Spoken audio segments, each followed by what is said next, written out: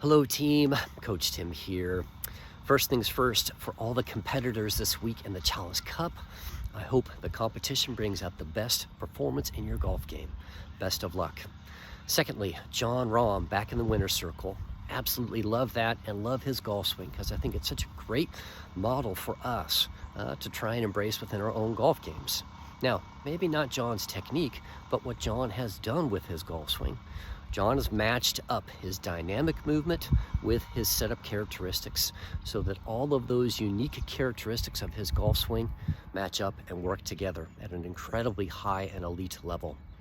So let's see what Jon does and see how that might be able to apply to our own golf games. Okay, team, so here is Jon Rahm. And Jon Rahm has some unique setup keys as well as dynamic keys that he has to balance, that he has to match up.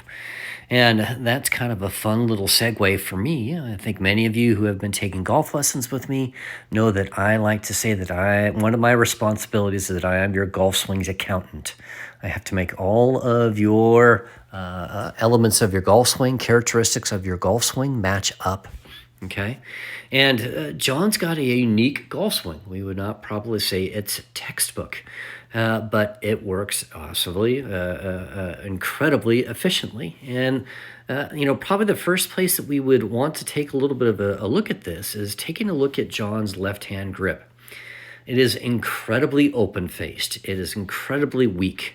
So most people, if they swung the golf club with that grip, would probably miss the golf ball off the planet massively to the right, but not Jon. Jon has a dynamic sequence that helps him play from that very open-faced grip position. And that is, as we swing the golf club back, and I know that we've all seen this before, he gets his lead wrist or his left wrist into flexion, or for golfers, a bowed left wrist. Now, that bowed left wrist gets Jon's club face or adds left into Jon's club face. So that's the balancing effect that Jon utilizes through dynamic movement to help him match up to his very open-faced grip with his left hand. Okay, pretty fascinating. Now, the other thing that's interesting, right, as we get to the top part of Jon's backswing is we know that it's very short. What setup keys are encouraging Jon to have that short backswing, and then what dynamic keys is he also using? So first, setup. Take a look at both of his feet. And can you see how both of his feet are turned more towards the target? That massively is restricting Jon's turn.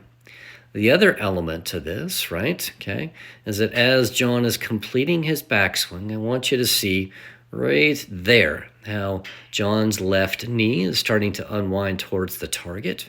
Jon's hips are starting to move a little bit laterally towards the target, and his golf club is only traveling down right around here, okay? So that's the first time that Jon's golf club moves in the opposing direction on his downswing. So that really early, that really dynamic transfer of weight and starting to unwind towards the target is a dynamic movement that keeps Jon's golf swing incredibly short. Now, one last comment about that bowed left wrist, that left wrist inflection. That is also a characteristic that encourages the golf swing to be shorter compared to if your left wrist was in extension or cupped. That would allow the golf club to probably swing more like here. Okay? So I hope that you learned something a little bit about Jon's technique and how he is trying to match up the unique setup elements in his golf swing through dynamic movement.